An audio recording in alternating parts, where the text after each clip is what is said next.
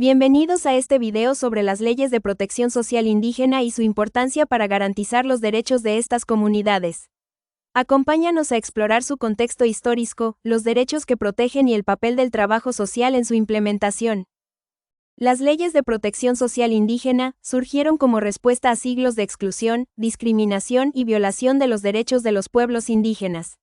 A nivel internacional, el Convenio 169 de la OIT, adoptado en 1989, marcó un hito al ser el primer tratado que reconoce los derechos de los pueblos indígenas y tribales.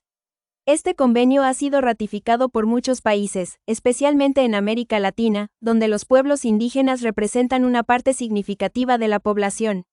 Además, la Declaración de la ONU sobre los Derechos de los Pueblos Indígenas, aprobada en 2007, ha sido un instrumento clave para promover estos derechos a nivel global.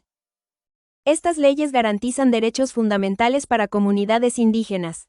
Por ejemplo, el Convenio 169 de la OIT establece el derecho a la consulta previa, libre e informada sobre proyectos que afecten sus territorios. También protege el derecho a la tierra y los recursos naturales, así como a mantener y fortalecer sus culturas, lenguas y tradiciones. Por su parte, la Declaración de la ONU reconoce el derecho a la autodeterminación y a la participación política. En el ámbito nacional, Ecuador ha incorporado estos principios en su Constitución, reconociendo al Estado como plurinacional y garantiza el derecho colectivo de los pueblos indígenas.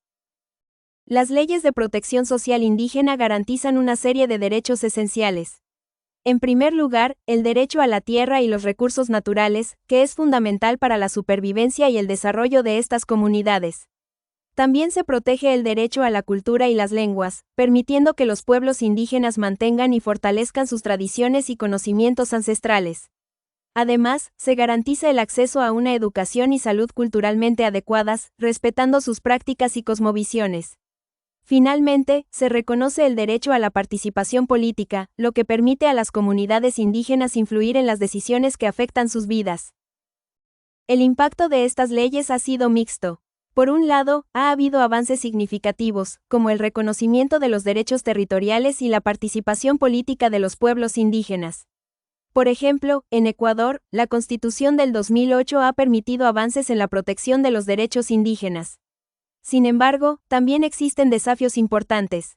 En muchos casos, las leyes no se implementan de manera efectiva, lo que genera conflictos, especialmente en torno a la explotación de recursos naturales en territorios indígenas. Además, persisten la discriminación y la exclusión social, lo que dificulta el pleno ejercicio de estos derechos. El trabajo social juega un papel crucial en la implementación de estas leyes. Los trabajadores sociales actúan como mediadores entre las comunidades indígenas y el Estado, facilitando el acceso a los derechos garantizados. También promueven la participación de las comunidades en la toma de decisiones, fortaleciendo su organización interna y su capacidad para defender sus derechos.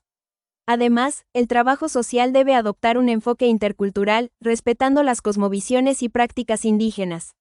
Sin embargo, los trabajadores sociales enfrentan desafíos, como la falta de recursos y capacitación para ir a trabajar en esos contextos. Te invito a reflexionar, ¿crees que las leyes actuales son suficientes? ¿Cómo podríamos mejorar su implementación? ¿Qué papel debería tener el trabajo social?